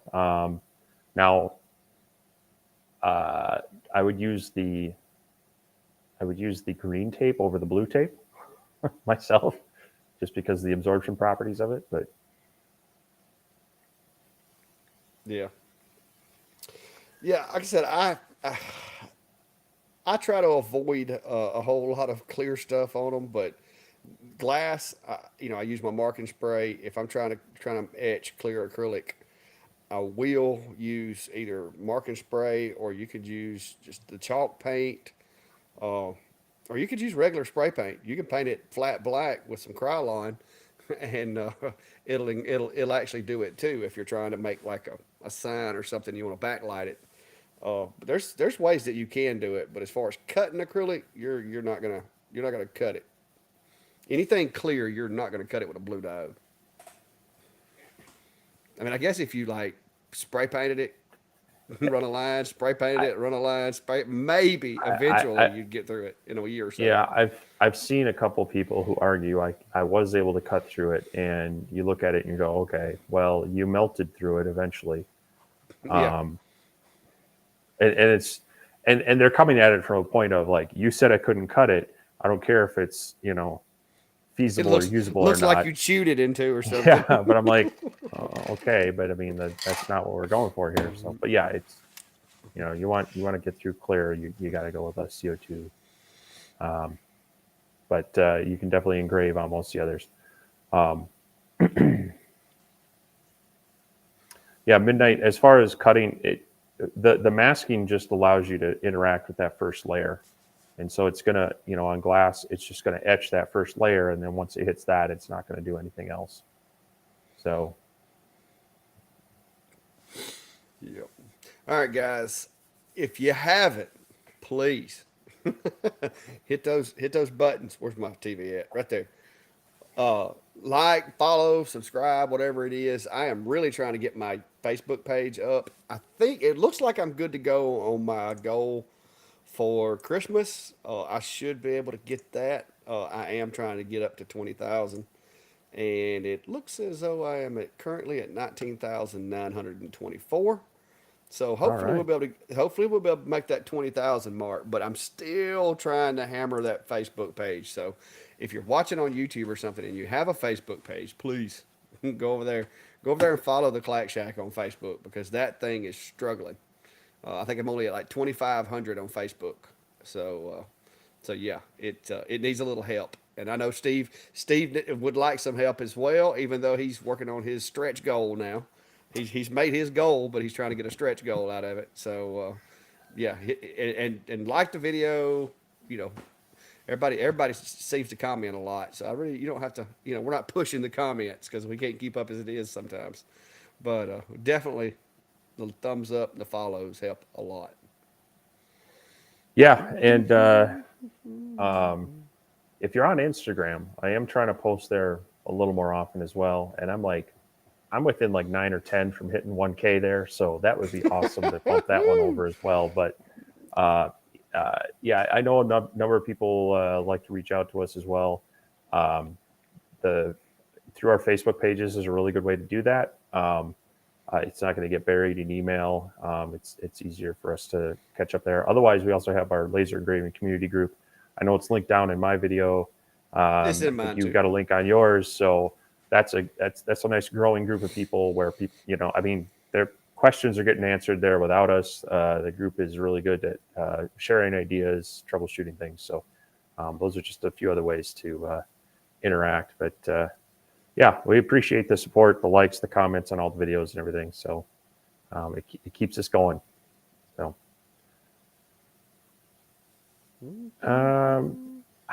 so I don't think you've used Brilliance. You've just used Surmark, right? Now I found something that worked and I stuck with it. So Sure.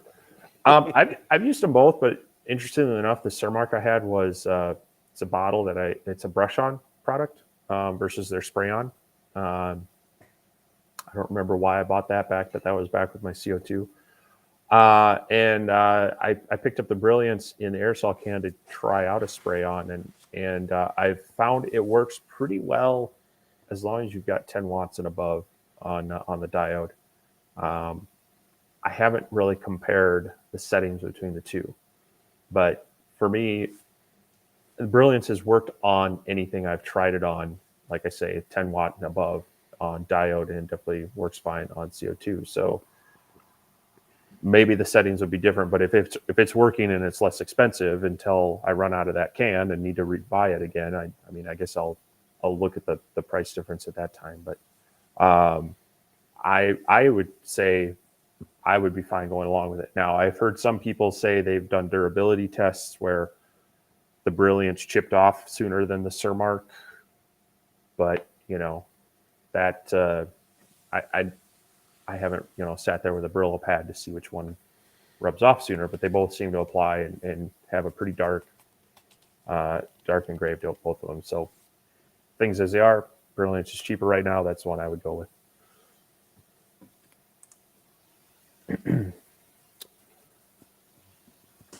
Bill, that Adam Stack Matrix isn't a bad cutting surface. I've had one of them and used it, but honeycombs are a lot more popular, and with a honeycomb, you know, you do have to have something below it to kind of catch the laser. You can't just set it over top of wood or anything. But yeah, pretty much any machine you get these days, you're gonna want to get a honeycomb at least big enough to cover the footprint of the machine. I would say. What you pulling out over there? Well, this did show up this week, and it's for the Atom Stack A24, so it's a little bit smaller than your typical ones, but I think it's about the same size as that Matrix panel, and this is from Atom Stack. And the thing that impressed me about it is how I'm trying to twist it, and it's just very rigid. There are a lot of these honeycombs, they're a bit flexible, and you got to make sure you support them. So if that size works for you, and you're looking at a honeycomb, I haven't played with this yet, but my initial impression is just about the durability of it, as far as holding its shape and not Is it deflecting in the middle. is it steel or aluminum? I'm guessing steel. I'm pretty sure it is. Let's grab a magnet, and well, magnets are sticking to it, so It's steel. it looks steel. So yeah, this is one I'm hoping to run some tests with the A24 in this, because I've got some. Actually, it'll be a project video, but I know other people have found these, and apparently they're listening. But it comes with a nice bag of these automotive kind of panel clips. So, you know, I haven't looked at the straight up price on this and how it would compare with some of the others as far as size, but as far as rigidity, I'm impressed with that one, and I have no idea what this weird tool is. It's got like a That's to little. get those fender clips out with. Oh, okay, that makes sense now. Gotcha. Yeah, I recognize Yeah, I that just from my toolbox over here. I got one looks a lot like it. anyway. Yeah, I forgot that this showed up this week, and I've been trying to design a couple of Christmas type project and ornament or display things, and I was going to cut one out probably with the we get that A24 back out because that's a neat little machine. Probably run those on there, see how that honeycomb does. But that's the biggest thing for me is like you said, is it steel? This one is, and is it fairly rigid? And that's the one thing that really surprised me about this one is it's hard to flex that one. Yeah. Oh, is there settings I can get to get an idea of what settings I do? Gerard, as with any material, your best bet is testing, and that's what's bad about. Like I can tell you what my settings are, and if the acrylic that you get has more of a different color pigment in it, it's going to cut totally different. Nothing beats a good speed test, or at least a couple of guesses to confirm that it works in the corner of the material or something. Uh, but but yeah, it's no substitute for a speed test. Um, and it's probably going to be I would start on the lower power settings because it's really easy to blast through that acrylic, and then you go from getting if you're going for a frosted look, you just want to kind of lightly hit the acrylic versus blasting into it. Like if you're doing black, it goes from a nice frosted engraving to a hole really quickly. So Yeah. Yeah.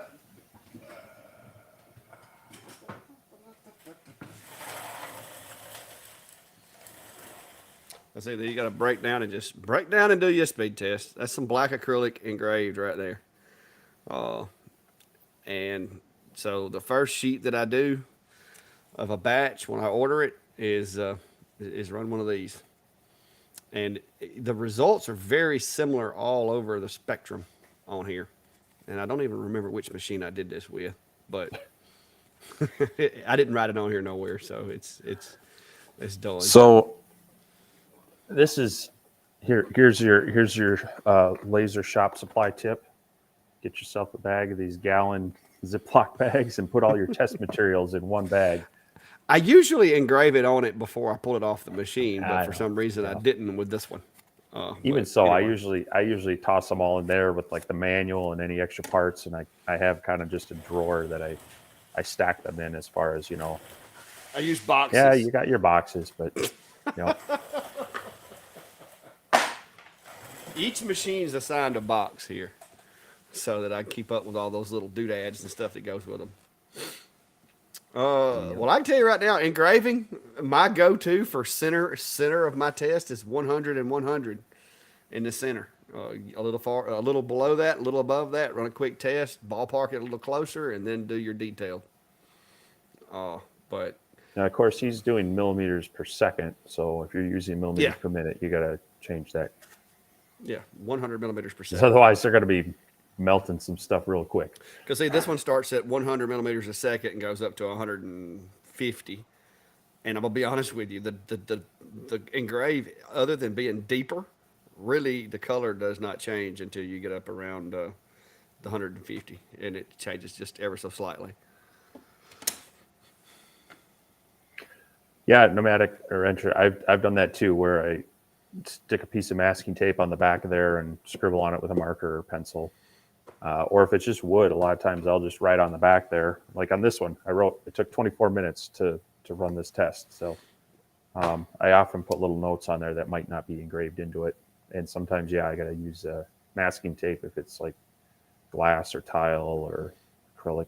So Well, I've gotten better at using my materials libraries, so that's one reason why I'm not as particular now, because I've got to where I've started setting them up on all my machines now. What just fell? I don't know. Ah, my Facebook thing fell. And not enough lights. It's fallen down. No, I tore it down when I put my camera back over there earlier, probably.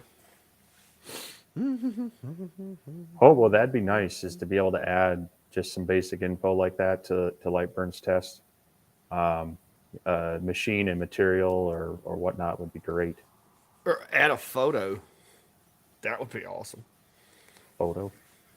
Yeah, where you could take a picture of this and then just upload it to that material profile. Well, yeah. Yeah, it'd be awesome. How hard would that be? Just a little, I mean, little, let them put little, some little text in there database, first. little But database, little database action. Wouldn't hurt. All right, guys, it is getting late. I'm starting to yawn because I'm old. Uh, Anybody's got any questions? Now's the time. And if you hadn't hit the buttons, please do. Please do. And we do have somebody was asking about sending us a picture or something. Join the laser engraving community page that we started, and that's where Steve and I troll through there pretty regular looking at stuff. And also, you can message me or Steve, either one, on our Facebook chat or our Facebook pages. Messaging is not really a thing YouTube had in mind when they built it, so there's really not a way for us to conversate other than being in public comments. So Facebook is the best way to be able to message me and send me pictures or little snippets of video or something like that if you have a question. So that's why I try to tell everybody, if you're needing troubleshooting, please go to my Facebook page. Email is painfully slow and very limited on what you can do. Messenger is a little more real time. But now during the day, when I'm at work, it may be that afternoon after 4 o'clock before I get back with you. So just keep that in mind. I do have a job I have to go to still, temporarily. in that one where you're like Barney Fife, right? Oh no, I'm the desk police. I write policy. I write policies and regulations and do risk assessments and civil litigations and that kind of stuff. Now I don't do a whole lot of running through the woods chasing people anymore. Well, It's maybe good that's though why. because I got a bad back now, so it's actually pretty good because I've got this really nice office chair that's got this lumbar supported and everything. So Nice, nice. So, Wendy, no, we won't. We're not gonna make fun of anybody. The Atom Stack A5 Pro Plus. It's a good little machine. You can do a lot with it. And as a matter of fact, a lower wattage machine like that actually does some higher detail work on certain things. So and if you there's a lot of people master that keep them around. and if you master that machine, you can run any of the rest of them. The Yeah, fundamentals are the same. yeah. So A and lot of people keep that. them.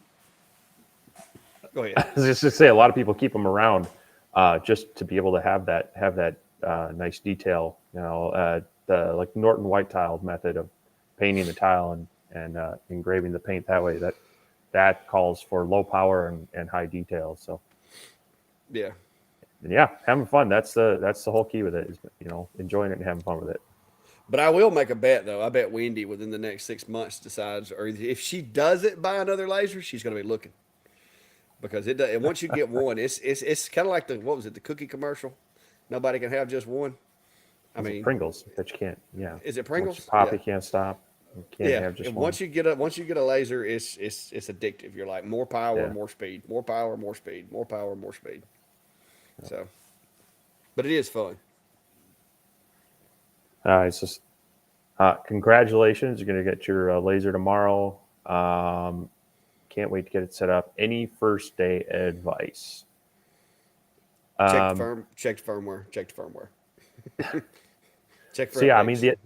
the F1 is there's a few screws you got to take out to remove or to release the gantry and such. So check for that. There's usually a quick start guide with xTool stuff. Walk through all those steps. Make sure you've got them all in order. And then make sure you got the software. You're going to want to use xTool Creative Space to get that firmware updated and such.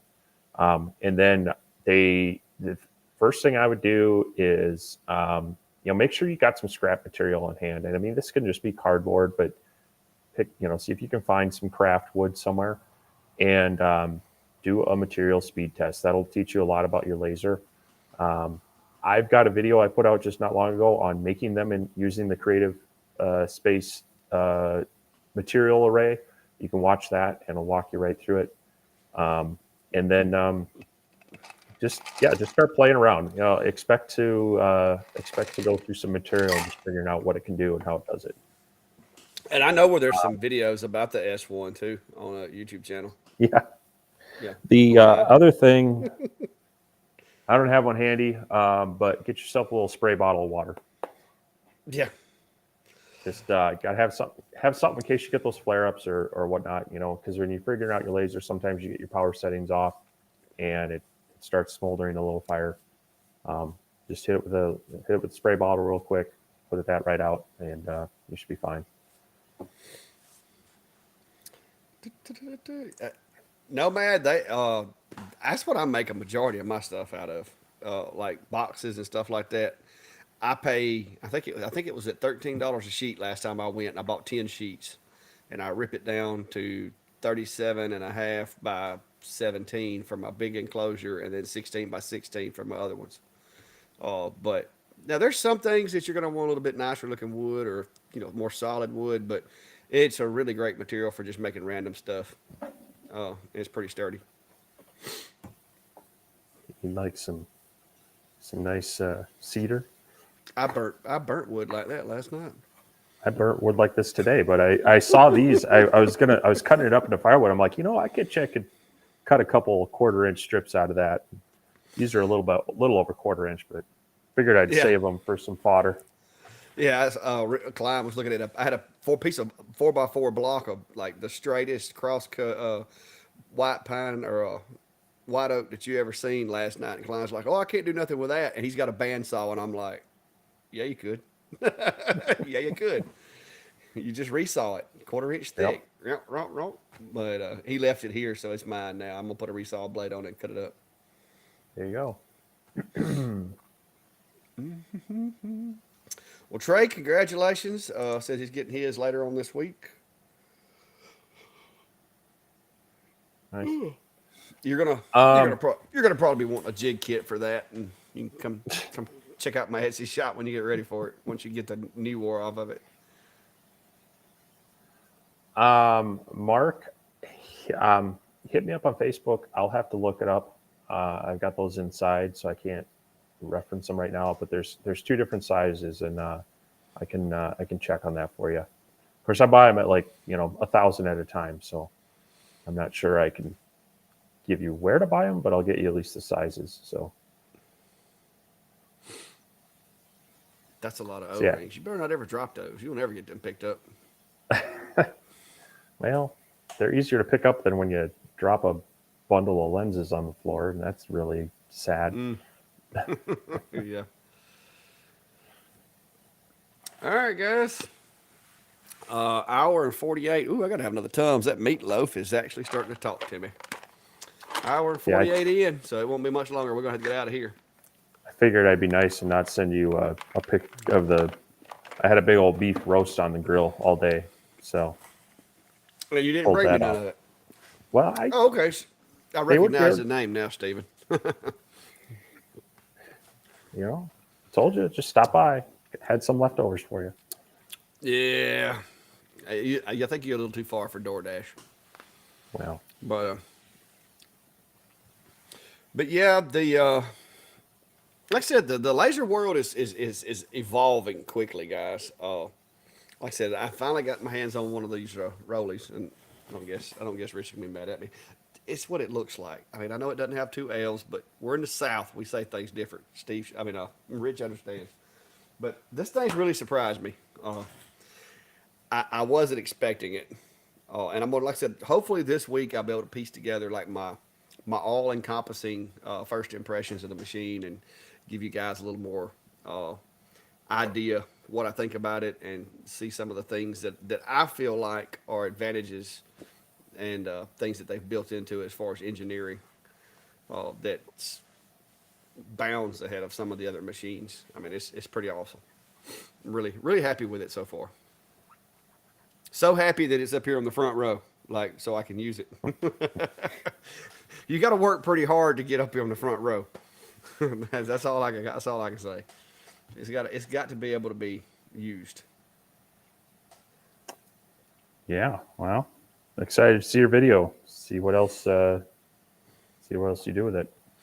I can't wait till you get your hands on one because you're just gonna go like full blown nerd, like geek out because it is awesome, dude. I mean, cable management is on point. That's a huge one. Yeah. I mean, I think in most of my videos I've pointed that out. So it'd be really nice to say, hey, someone finally got it. Someone finally did it right. It's got 3 drag So chains on it. It's got a drag chain on the air hose. It's got 2 drag chains on the wiring that goes to the gantry. Everything is secured. mhm. You got one little tuft of hose right there. Everything else is concealed from the factory. I mean, it's pretty awesome. Nice. You would like it. We'll try to get you in on one somehow. But yeah, guys. Last call for questions, comments, concerns. Anybody wants to joke on Steve? Steve jokes. Anybody? Brian. Brian's always good for a joke. He's been being quiet, kind of quiet. Hobo, it is very precise and it's fast to be as bulky as it looks. As far as the extrusions and stuff are real stocky. It looks almost like a CNC the way it's built. It's actually really fast, so it's crazy. Yeah, Gerard, I will be doing a full first impressions review. I did a little live the other day, kind of unboxed it and played with it a little bit because I was so excited. I didn't want to have to like stop and move cameras. So I just did a live unboxing. We played with it a little bit. And then sometime this week, hopefully I'll be able to get around to doing a full, you know, overall look at it, first impressions, what I like about it and what I don't, which I can't really come up with a whole lot that I don't like about it. I wish it was extended, but maybe that'll come up one day. Oh, crap. I knew it, Brian. I knew it. Uh, I knew he'd get me. But, yeah. Well, uh, we do like to leapfrog each other with the random toys and things we're doing I in was our fixing to shop. say, So. Steve threw that one back at me because it wasn't right after I said that he's like, didn't you just get a Rolly? And I'm like, crap. I did. But it is, I will say that as far as engineering wise and from what I've seen so far, guys, it's amazing. So, definitely, definitely not a bad machine. Uh, as long as, like I said, as long as the workspace restrictions fit your needs, I would recommend it for anybody. The it does have the bottom does come out, so you do have some options as far as engraving taller things and stuff like that. So, Stephen So wants to know I why Steve brought a ladder to a bar. I'm hoping this is this has got to be a joke or something. I hope it's PG. But so I might be able to beat you a little bit on swag though. Oh no, what have I'm you gonna got?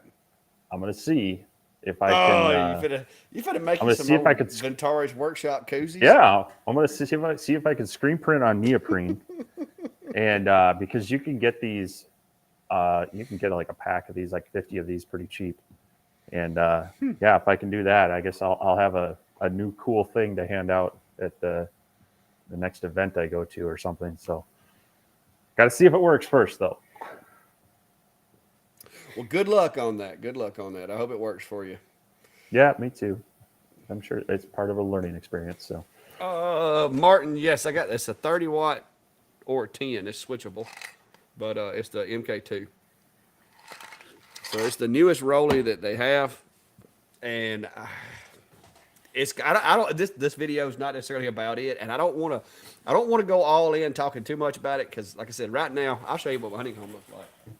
I have used it quite a bit, and I'm really enjoying it, but it's still mostly new. I mean, you can look at the honeycomb and tell. I've put it in. It's put in a little bit of work so far. That was a brand new honeycomb, but this is what makes this machine excel above all others that I have used. These two little holes here and these holes in the bottom where the pins go in the honeycomb to hold it in place. That makes all the difference in the world. Uh, because you can literally stick a piece of material in this bottom left corner and know exactly where it is on the workspace. It's pretty awesome. Uh, and then of course I have the jig panel as well, and you can make jigs with it too. Uh, I haven't used it a whole lot because this works pretty well just as is, but I do plan to use it to do a little bit more elaborate setups as soon as I get some more time. This weekend, the shop upgrades took a little while, but see, once you put that honeycomb in there, like you would tip this table over trying to move that honeycomb. It's attached to the machine. The camera, the install on the camera is clean, and you can't tell me xTool couldn't have done that. The top, I mean, I was gonna do it, but I'm afraid I'll bust the top trying to go through the acrylic, so I got to get me a different bit. But I have a fisheye camera, and I was going to do basically what they did here, except come across the top, out the back, and plug it in back there. But yeah, but this thing, you got the camera, you got the fixed honeycomb. I mean, it pretty much has it all, as long as the workspace is acceptable for what you're going to be doing with it, which is right around 400 by 400. The size of the module does seem to dictate your usable workspace, because I did notice that the 20 watt has a little more work area than the 30 because, of course, the module's bigger. Here's just a quick question we can answer before we go, Steve. We've got about 4 more minutes here. Would you like to take this one? This is a little more technical. So talking about rotaries, and can we use any rotary with any laser and within reason? So it's going to depend on the pinout of your controller to the pinout on the stepper on the rotary. So generally, yes, they're just a 4-pin device. Just sometimes the wires are swapped around and you might need to get an adapter, and then you need to be able to dial in the steps per rotation, or the millimeters per rotation, as Lightburn puts it, for the controller that's driving the stepper, to make sure that it's rotating the right amount to translate your image and whatnot. So technically, yes, but it may depend on the wiring that's available on the rotary versus the laser controller. Yeah. So in a nutshell, most situations you can, but you're going to have to have the right cable. Was it Mark? The bottom of this thing has screws that you can take out, and the center part of the bottom comes out. So technically, if I wanted to engrave a bar stool, I mean, you could nearly do that. I mean, I haven't tried that yet, but the bottom does come out, and you could. I mean, I've seen people, using 2x4s and sawhorses to do tops of bar stools and so forth. But when you take the honeycomb out, there's about 3 inches of space inside the enclosure as is. From the surface of the honeycomb down, you're looking at, I want to call it 3 inches. It may not be, but you can do really tall stuff without having to take the bottom out. But if you really needed to, you could take the bottom out and just space the machine up, or put it on risers, or, whatever you needed to do to be able to put larger stuff underneath it. And everything's pinned, like the chuck, the bottom of the machine has more of those locating pins, and they go into the bottom of the chuck. So when you set this chuck on there, it has a locating pin here and a locating pin here that it sits on, so that the chuck is square, true, and it doesn't move. So they really, like I said, apparently we think alike, because they've got everything basically already jigged in this machine, which kind of hurts my Etsy sales, but whatever.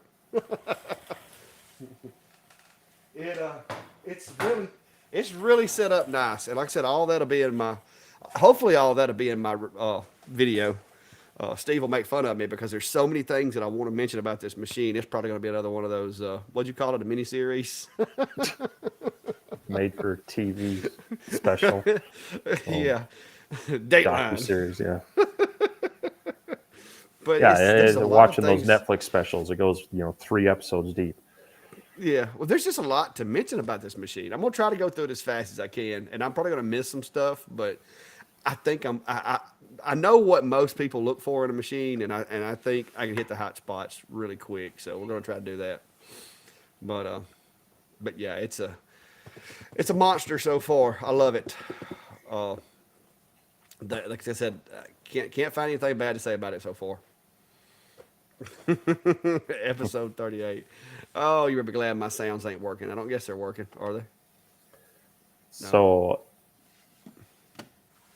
oh man, I can't remember the guy. There's a British guy who did a huge long series on light burn and CO2 lasers and whatnot. And yeah, he was on like hundreds of episodes in, and he's a very smart guy, but talked a lot and went into a lot of detail. And you learn a lot from him, but you also be like, okay, I need to just turn this off and absorb a little bit now. But Yeah.